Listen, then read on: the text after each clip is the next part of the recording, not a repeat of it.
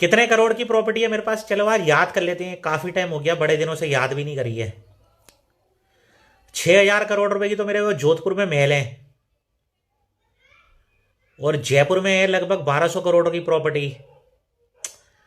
और मुंबई में हो गई 14,000 करोड़ की प्रॉपर्टी। और बेंगलुरु में है 13,000 करोड़ की प्रॉपर्टी। हाँ हाँ हाँ, और मेरे दादाजी जो छोड़ के गए थे मेरे लिए 5,000 करोड़ रुपया नगद। हाँ, वो चौपाल के कुएं में। हो जाएगी लगभग 50-60 हजार करोड़ की प्रॉपर्टी हो जाएगी, बहुत है और क्या। अरे हाँ, भूल गया भूल गया भूल गया, हरिद्वार में भी तो है मेरी 70,000 करोड़ की प्रॉपर्टी, वो तो भूल ही गया था। और हाँ, थोड़ी थोड़ी और भी हो जाएगी, 20-30 हजार की टोटल वही 2 लाख करोड़ की प्रॉपर्टी हो जाएगी मेरी। बहुत है और क्या है यार, सही है साला, अब नहीं कुछ तो आ रहा है।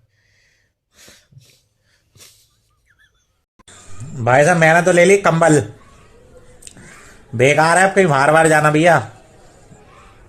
कुछ नहीं लगा, मुझे तो लग गई ठंड।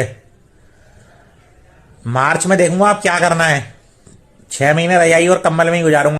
Hello and welcome to menace and the monk. और बात करेंगे कल के एफए कप गेम्स के बारे में, क्वारचेलिया के ट्रांसफर के बारे में हम भी थोड़ी थोड़ी बहुत बात करेंगे। ऑफ कोर्स आज आप जैसे देख सकते हैं मानस थोड़ा बिजी है, he can not be present for today's video, but वो जल्दी वापस आ जाएगा तो हम लोग उससे भी बातें करेंगे और डिस्कशन करेंगे। बट ऑफ कोर्स कल कोई ऐसा बहुत बड़ा अपसेट नहीं हुआ। कल लिवरपूल ने अपना मैच जीता, चेल्सी, मैन सिटी तीनों ने अपना मैच जीता और सबने काफी हैंडसमली अपना मैच जीता। मतलब एक भी गोल कंसीड नहीं हुआ तीनों मैच को मिला के ऑपोजिशन के थ्रू, और तीनों ने काफी ज्यादा गोल्स मारे। तो सबसे पहले बात शुरू करते हैं ऑफ कोर्स अपने बिलवर्ड लिवरपूल से और बात करते हैं कि क्या क्या मैच में हुआ। देखो यार, मैच की बात जहां तक मैं करूं तो आई थिंक एक्रिंगटन स्टैनली 19th हैं वो लोग लीग वन में, लीग टू में सॉरी।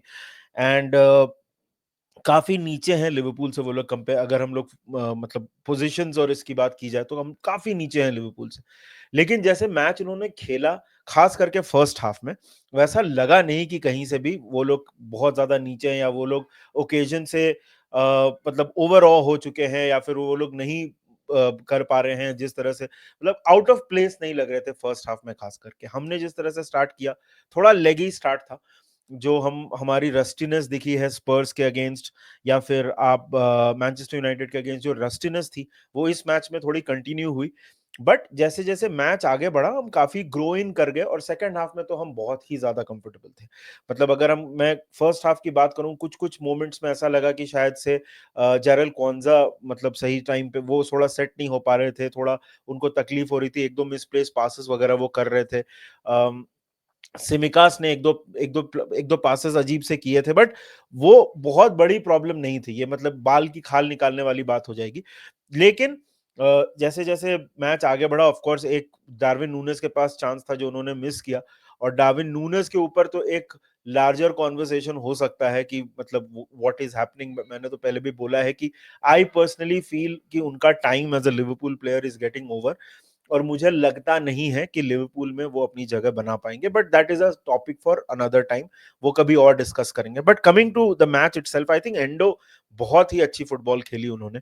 ये मैं बहुत दिन से बोल रहा हूँ कि आर्ने स्लॉट को एक वटारू एंडो के लिए एक पोजीशन ढूंढनी पड़ेगी, एक रोल ढूंढना पड़ेगा, क्योंकि आई जेन्युइनली बिलीव कि वो बहुत कंट्रीब्यूट कर सकते हैं इस साइड में। जो उनका एक्सपीरियंस है, जिस तरह जिस कामनेस से वो फुटबॉल खेलते हैं, अभी इससे बहुत कैरिड अवे हमको नहीं होना चाहिए, क्योंकि ये एक्रिंगटन स्टैनली था, लेकिन यही स्पर्स के अगेंस्ट भी एंडो सेंटर बैक पे बहुत ही अच्छी परफॉर्मेंस उन्होंने दी थी। तो एंडो के लिए आई आई विल स्टिल से कि जैसे जैसे सीजन आगे बढ़ेगा, जो भी हमको ये सीजन में अचीव करना है, Endo is I think going to play a part in this. I think Endo को इंटीग्रेट करना, उनको टीम में एक यूज निकालना उनके लिए बहुत जरूरी है, और कल तो बहुत ही अच्छी फुटबॉल उन्होंने खेली।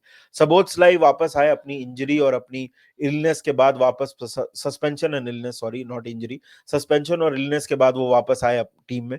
और फर्स्ट हाफ में उनको एक रनआउट मिला, विच इज ग्रेट, अच्छा लगा उनके लिए। ही वाज ओके, ऐसा कोई बहुत अलग सा नहीं किया और बहुत कुछ गलत भी नहीं किया। आई थिंक हार्वी एलियट ने काफी अच्छा फुटबॉल खेला, राइट विंग पे वो खेल रहे थे मोहम्मद साला की जगह पे, और उन्होंने काफी अच्छा फुटबॉल खेला। रियो रियो गुमोहा को अपना लिवरपूल डेब्यू मिला, 16 साल की उम्र में उन्होंने खेला। वेरी वेरी गुड परफॉर्मेंस यार। आई थिंक ओवरऑल रियो ने अच्छा खेला। एक दो चीजें हैं, अब उनके बारे में आप बहुत ज्यादा डिस्कस नहीं कर सकते यार। 16 साल के वो हैं, पहली बार उन्होंने फुटबॉल खेला।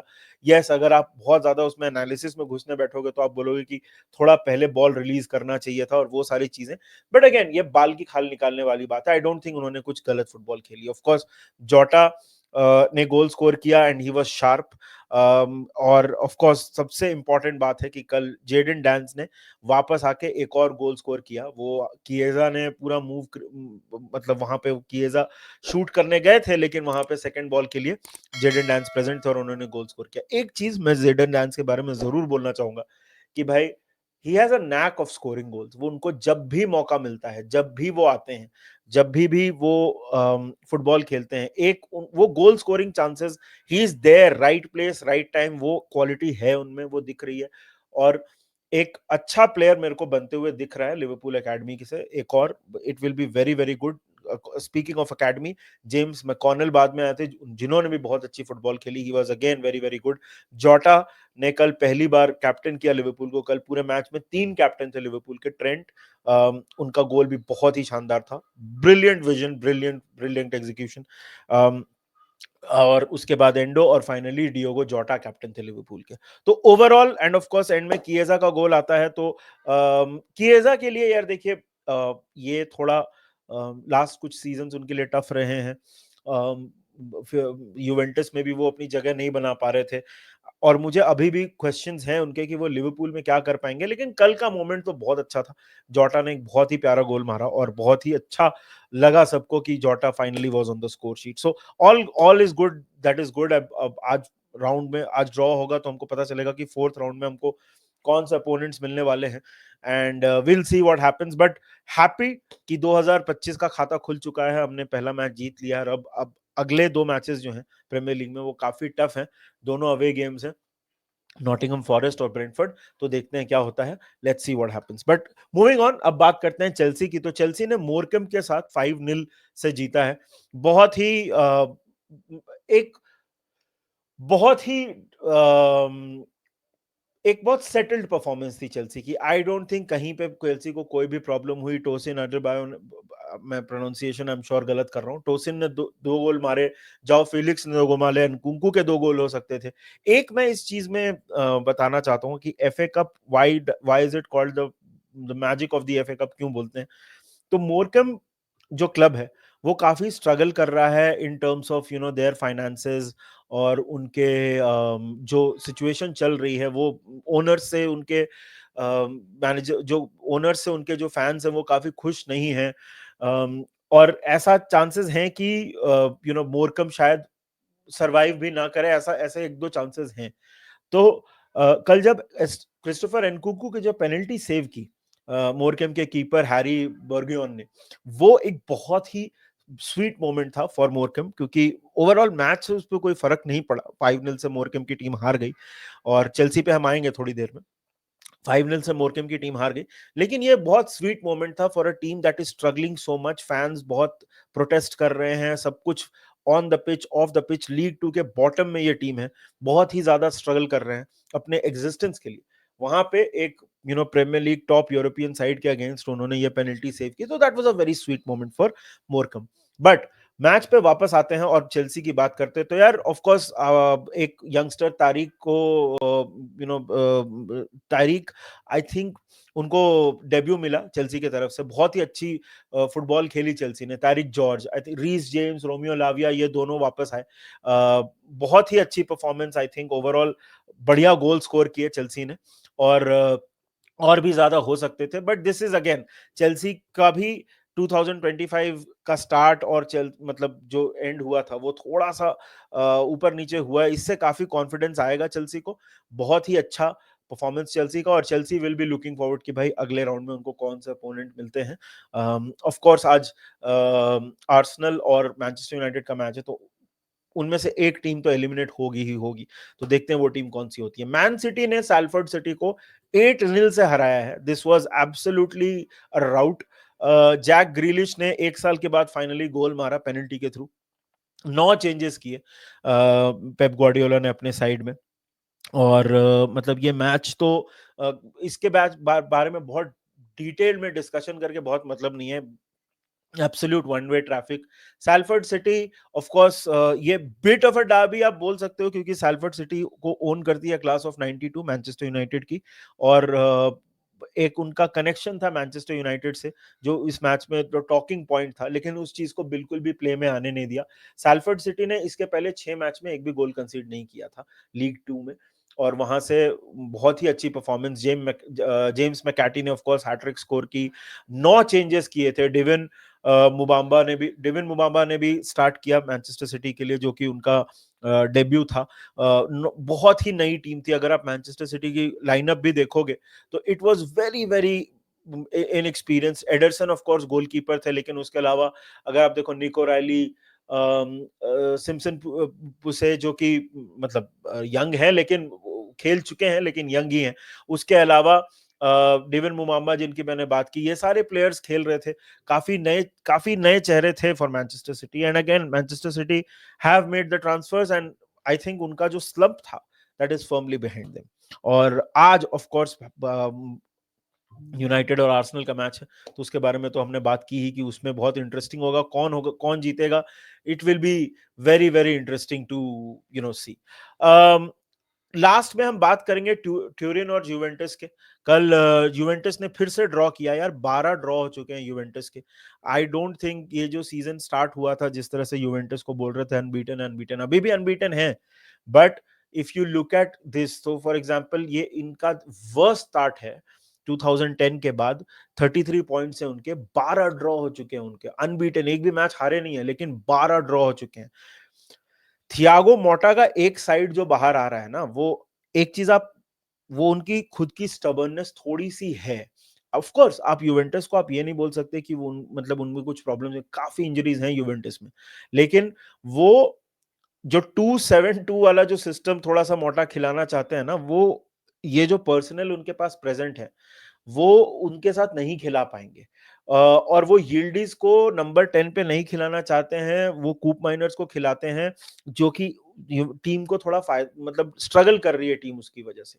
कूप माइनर्स स्ट्रगल कर रहे हैं हिमसेल्फ, जब से वो अटलांटा से आए हैं, उनको वो सिस्टम ऐसा लगता है, जब उनको खेलते हुए देखो आप, तो उनको समझ में नहीं आ रहा है। वो अटैकिंग सी कैम वाला पोजीशन कूप माइनर्स को ज्यादा सूट करता है, जबकि मोटा उनको एक लिंकअप कैम की तरह यूज करते हैं स्ट्राइकर्स के साथ, जैसे जर्गजी को यूज किया करते थे वो बोलोनिया में।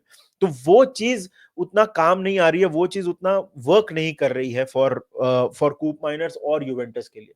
Vlahovic clear cut chances miss कर रहे हैं, और वो ऐसा लग रहा है कि जैसे हम बात बोलते हैं ना कि वो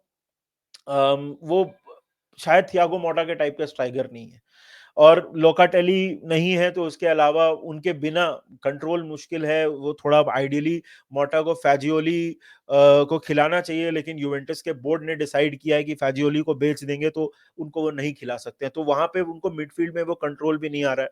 सेंट्रली उनको एक प्रोग्रेसर चाहिए जो बॉल को आगे बढ़ाए, वाइड रनर्स चाहिए, लेकिन वो इंजरीज की वजह से वो नहीं हो पा रहा है। कैम्बियासो अच्छा खेल रहे थे, लेकिन फिर वो इंजर हो गए, तो फिर वहां पे उनको मैकेनी को लेफ्ट बैक में खिलाना पड़ा। अगर मैकेनी वो खेल सकते थे वो रोल, लेकिन उनको वो करना पड़ रहा था।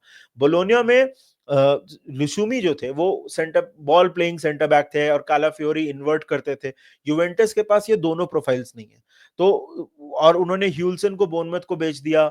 और जैसे मैंने फैजियोली की बात की, तो फैंस भी बहुत खुश नहीं है जिस तरह से यूवेंटस का सिस्टम चल रहा है। Fans are not very happy, तो यूवेंटस के लिए there are some tough questions, उनको जिस तरह से देखना पड़ेगा कि एक बार फिर से अगर चैंपियंस लीग मिस आउट करते हैं, तो यूवेंटस जैसे क्लब के लिए बहुत बड़ी बात होगी।